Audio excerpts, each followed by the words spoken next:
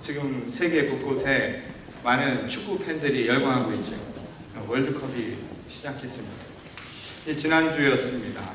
일본과 그리스전 이 축구 경기가 있었죠. 그 경기장 이 한 편에 이런 광경이 찍혔습니다. 한 일본인 응원하는 팬인 것 같은데 그의 얼굴에 저 그림이 뭔지 아십니까? 전범기죠. 일본 제국주의를 상징하는 깃발입니다. 저 깃발이 버젓이 이 세계 각국의 많은 축구 팬들이 이 축제의 장에서 나타났다 해서 일부의 사람들이 우려를 표현했는데요. 그런데 이 모습들이 왜 이렇게 버젓이 나타날 수 있었을까? 지난주 같은 주에 독일과 미국에서는 또 다른 비교되는 사건이 있었습니다. 그것은 이미 70년이 지난 제2차 세계대전, 이 나치의 전범을 찾아서 그를 체포하는 그런 일이 발생을 했습니다. 이미 전쟁이 끝마친 지 오랜 세월이 지났음에도 불구하고 독일 정부와 그리고 미국 정부는 이 전쟁을 일으켰던 전범을 잡는데 주저하지 않았던 것입니다. 지금 그의 나이가 89세가 다 되었다라고 하는데 요한 블레이어라고 하는 이 미국 남성입니다. 그는 독일 태생이고요. 17세 때 나치 친위대에 들어가서 1944년도 아우슈비츠에서 약 21만 명의 유태인들이 학살당하는 그곳에서 함께 있었던 사람이었습니다. 결국 독일 정부와 미국 정부는 비록 오랜 세월이 지났지만 이 전쟁에 대한 잘못을 물어서 그를 89 된 나이에 그 노구의 몸을 체포하여 미국에서 독일로 이송하기를 합의했다라는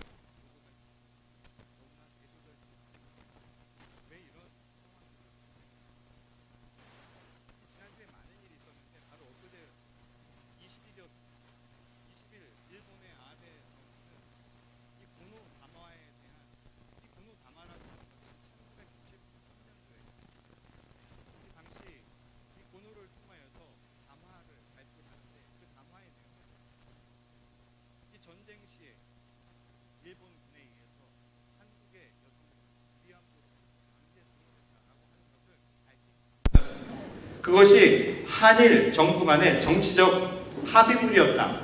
그렇게 결과 보고를 얼마 전에 발표를 했습니다.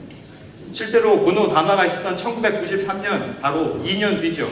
1995년 8월 15일 날 당시 일본의 총리였던 무라야마 총리는 일제의 아시아 침략 전쟁과 그리고 일제 식민지에 대해서 반성하는 담화를 발표했습니다. 이 고노 담화와 무라야마 담화, 이 두 개의 담화는 그래서 동북아뿐만 아니라 동아시아 전체에 일본과 그리고 우리와의 관계를 맺어주는 가교 역할을 했던 두 개의 큰 축이었습니다. 그런데 일본 정부는 결국 그것을 거부하고 부인하는 발표를 한 셈이죠. 역사적 사실을 한낱 정치적 협상물로 격화시켜버린 겁니다. 그 말은 반성하지 않겠다라는 이야기죠. 성찰하지 않겠다라는 것이고 용서를 구하지 않겠다라는 이야기입니다.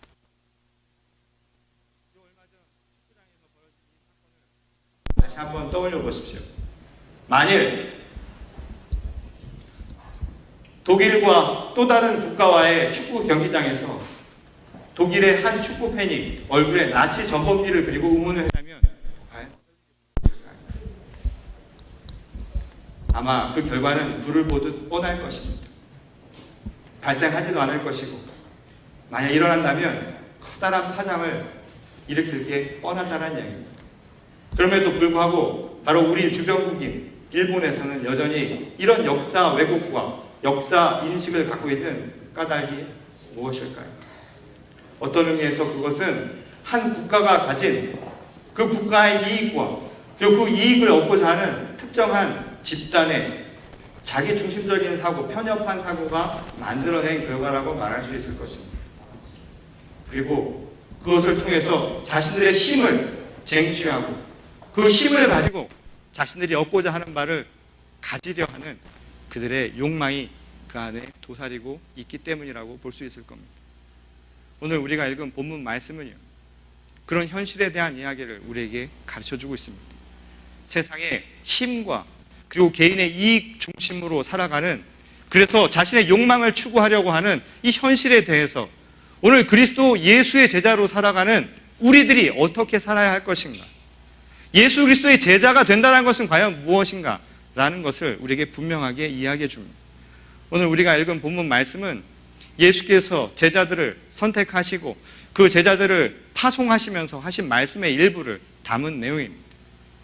그런데 오늘 본문 말씀 처음과 끝이 똑같은 명령어 또는 권면어로 시작되고 끝이 나고 있음을 보게 되죠. 그 이야기는 무엇이었습니까? 두려워 말라는 겁니다. 여러분, 두려워하지 마십시오. 그리스도 예수, 바로 그분의 제자로 산다는 것은 두려워 많은 삶을 사는 겁니다. 여러분, 두려워 마십시오. 담대하십시오. 강건하십시오. 힘을 내라, 이 말입니다. 도대체 무엇이 예수 그리스도로 하여금 제자들에게 그런 말을 할 수밖에 없게 만든 것일까요? 우리가 너무나 잘 알듯 이 당시 상황은요, 오늘보다 더 힘든 상황이었죠. 예수 그리스도뿐만 아니라 그의 삶을 통해서 나타나는 모습뿐만 아니라 그의 제자들 그리고 초대 교회가 가진 모든 모습이 그와 똑같았습니다. 당시 종교적으로는요, 종교 집단이, 특정한 종교 집단들, 유대의 성전 세력들이요, 모든 것을 장악하고 있었습니다. 그들의 생각은 아주 편협했죠. 그리고 자기 중심적인 사고였습니다. 일종의 이데올로기였죠. 무엇이었냐면 하나님이 주인 되는 것이 아니라 결국은 하나님의 이름을 빙자해서 자신들의 세력권을 쟁취하려는 것이 바로 그 시대적인 상황이었습니다. 그러니 그리스도인들이 자신들의 생각을 피력하고 예수께서 이 땅에 오셔서 하나님의 나라에 그 일을 선포하는 것이 온전히 전파되기 어려웠던 것이었죠. 사람들이 머리로요, 생각이 이미 거기에 닫혀 있었다, 이 말입니다.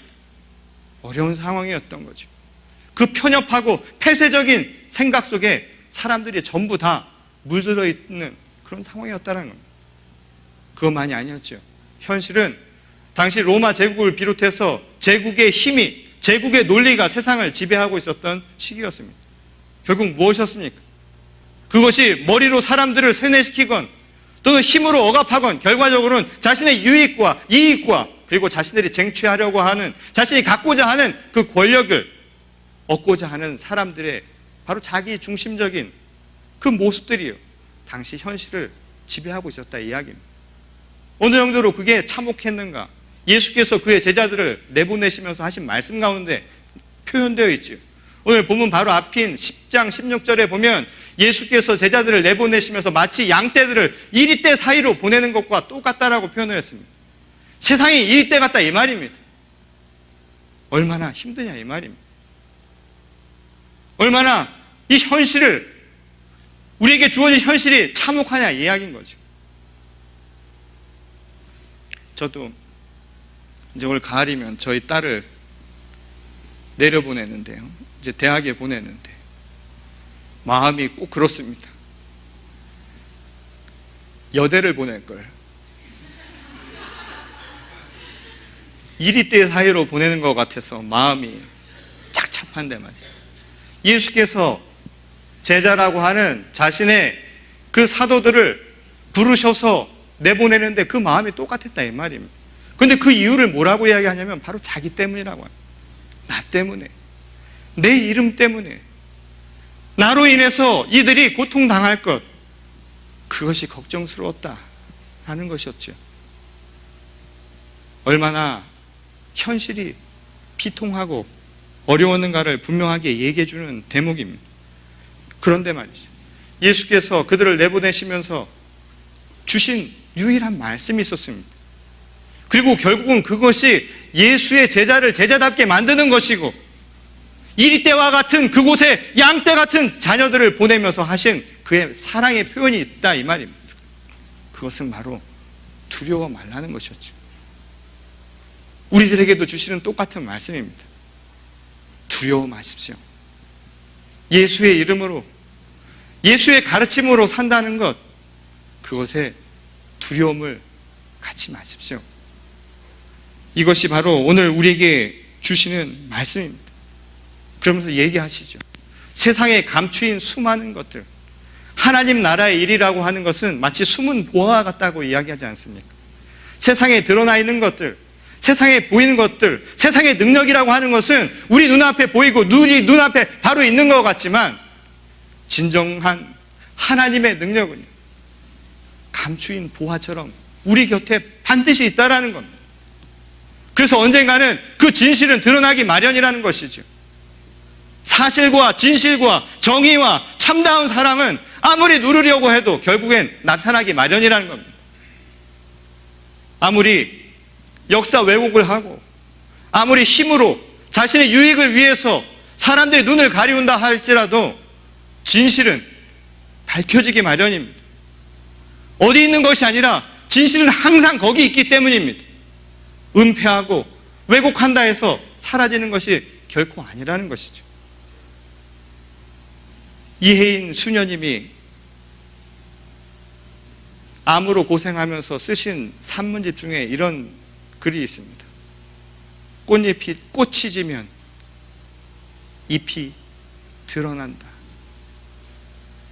세상의 영광이 우리의 눈을 가리우고 그것이 전부인 것처럼 보일지 모르지만 그게 지고 나면 반드시 그 잎이 우리 눈에 들어오기 마련이라는 겁니다. 세상에 영원할 것 같은 그 영원한 세상에 우리의 마음을, 우리의 욕망을 자극하는 유혹이 영원할 것 같지만 영원한 것은 한 가지도 없다라는 것입니다. 그러니 우리의 몸을 아무리 누르려고 해도요, 우리의 영혼까지 상하게 할 수는 없는 법입니다. 그러니 우리의 몸을 죽이려 하는 자를 두려워하지 마십시오. 우리의 영혼은 살아있습니다. 영원하신 하나님이 바로 우리 영혼의 주인이시기 때문입니다. 그러니 우리에게 얼마나 큰 힘을 주십니까? 두려워하지 마십시오. 이 시대가 우리에게 성공을 바라고요, 우리에게 눈에 드러나는 것을 요구하는 시대입니다. 자신의 이익이 모든 삶의 중심이 되어버린 시대 아닙니까? 그리고 그것이 마치 우리를 위협하듯이 살아가는 것 아닙니다. 결국 예수 그리스도께서도 십자가에 못 박힌 이유가 바로 그것 아니었습니까? 성전 세력들, 유대의 지도자들, 로마의 병령들이 그들을 죽이신 줄 아십니까? 그들만이 아니었습니다. 예수께서 예루살렘에 들어가셨을 때 그의 입성을 바라면서 호산나를 외쳤던 바로 그 사람들이 그를 십자가에 못 박으라고 이야기했습니다. 그 이유가 뭔지 아십니까? 당시 유대 사람들은요, 유대 성전을 통해서 먹고 살던 사람들입니다. 성전이 있어서 도시가 건설되었죠. 그러니 성전이 무너지면 내가 먹고 사는 일이 막막해질 거라고 생각했습니다. 다 내 먹고 사는 문제, 내가 무엇을 먹을까, 무엇을 입을까, 무엇을 마실까만을 걱정하곤 있었던 바로 그들에 의해서 예수님은 십자가에 못 박히셨다 이 말입니다. 우리를 누르는 힘은 그 옛날처럼 창칼이 아닙니다. 바로 우리 자신, 우리 마음에서 시작하는 것이죠. 내가 그것을 어떻게 받아들이느냐에 따라서 세상은 달리 보이기 마련이라는 겁니다. 오늘 그리스도 예수의 제자로 살아가는 우리 모두에게 주시는 말씀은 그래서 바깥에 있는 것을 두려워 말라는 것이 아닙니다. 우리의 진정한 적은요, 저 바깥에 있는 게 아닙니다. 우리 안에 있습니다. 우리의 영이 있다 이 말입니다. 우리의 육신이 아니라 두려운 것은 내 마음이 죽는 겁니다. 내 몸이 고단해도 내 영은 죽이지 마십시오. 내 혼은 결코 굴복하지 말라 이 말입니다. 그래서 우리가 젊은 것 아닙니까? 여러분들은 다 젊은이들 아닙니까? 그리스도 안에서 젊은 까닭이 무엇입니까? 우리의 몸은 후패해도요, 우리가 영원할 수 있는 것은 우리의 영혼은 바로 하나님 것이기 때문입니다. 날마다 하나님과 새로워지기 때문 아닙니까? 오늘 그 마음을 가지고 세상을 준비하는 우리가 될 수 있기를 바랍니다. 그러니 두려워 마십시오. 1987년도에 미국 메이저리그, 아시죠? 메이저리그가 뭔지 모르시는 분 있으세요? 메이저리그에서 홈런이 너무 많이 나오는 거였습니다. 그 해 너무 많이 나오는 거예요. 홈런이 많이 나오면 누가 제일 싫어할까요? 투수가 싫어하겠죠. 그래서 흔히 말하는 타고 투저 현상이 너무 극명하게 일어났습니다. 끝나고 나서 투수들과 많은 코치들, 감독진들이 그의 공이 무슨 문제가 있다, 공이 반발력이 커서 홈런이 너무 많이 나온다 해서 메이저리그 사무국에서 조사를 나섰습니다. 그리고서는 이런 결과를 발표했습니다. 행복한 IT인 가설이라고 하는 것을 보고하게 됩니다. 그 내용은 뭐냐면, 이 당시 이 메이저리그의 공을 만드는 회사 이름이 롤링스사였습니다. 그래서 그것을 롤링스 스캔들이라고 부르기도 하는데, 이 80% 이상을 롤링스사에서 공을 제작합니다. 메이저리그에 사용하는. 근데 그 공이 다 어디서 만들어졌냐? 100% IT라고 하는 섬에서 만들어졌습니다. 근데 그 IT 섬에서 무슨 일이 발생을 했냐면, 바로 그 해 독재자가 축출되는 상황이 벌어집니다. 독재자가 축출이 되니까 IT 사람들이 어땠을까요? 너무너무 행복했던 겁니다. 기쁜 거예요. 기쁜 나머지 실밥을 손으로 하는데 너무 꽉 조인 겁니다. 너무 힘을 줘서 꽉 조이는 바람에 실밥이 너무 도드라지지 않아서 투수들이 공을 잡고 변화구를 던져야 되는데 변화구가 잘 안 들어가는 거예요. 그 이야기가 난 뒤에 실제로 어떤 일이 있었냐면 1988년도에 다시 IT에 문제가 생기기 시작합니다. 정치적인 혼란이 다시 오죠. 그리고 1988년도에는 극심한 투고 현상, 그래서 타자들의 홈런 수가 27%가 뚝 떨어지는 상황이 발생을 해서 행복한 IT인 가설이 검증되었다. 믿거나 말거나 이야기가 있었다는 거예요. 제가 오늘 그 이야기로 여러분들에게 마무리를 지으려고 합니다. 오늘 행복한 그리스도인의 가설이 있습니다. 오늘 우리들이 살아가는 현실은요, 경쟁과 그리고 자신의 유익을 위해서 자기 중심적으로 살아가는 것, 나 말고 딴 거 보지 못하고 살아가는 이 현실 속에서 하나님의 이름, 그리스도의 이름을 먹고 살아가는 우리들이 힘들지도 모릅니다. 만약에 홈런 맞듯이 내가 힘들게 살아가는 상황이 생길지도 모릅니다. 내가 유익을 얻고자 하는 것보다는 남에게 배려하고 사랑을 나눠주는 것이 더 힘든 세상인지도 모릅니다. 그런데 우리 안에 조여야 할 것이 있습니다. 뭔지 아십니까? 여러분, 신앙의 끈을 굳게 매십시오. 그게 행복이라는 것을 믿는 우리가 될 수 있기를 바랍니다. 예수 그리스도의 제자가 되는 것 참 쉽지요? 어려운 건 아닙니다. 비록 세상 속에서 조금 얻어 터지는 한이 있더라도 내 삶에 참된 행복이 어디서 오는가를 찾는 우리 모두가 될 수 있기를 주님의 이름으로 간절히 축원합니다. 그리고 오늘 여러분들에게 주님의 말씀을 전합니다. 두려워 마십시오. 우리는 주 안에서 승리하는 주님의 믿음의 자녀들인 줄 믿으시는 여러분 모두가 되시기를 주님의 이름으로 간절히 축원합니다. 아멘. 우리 다 같이 기도하시겠습니다.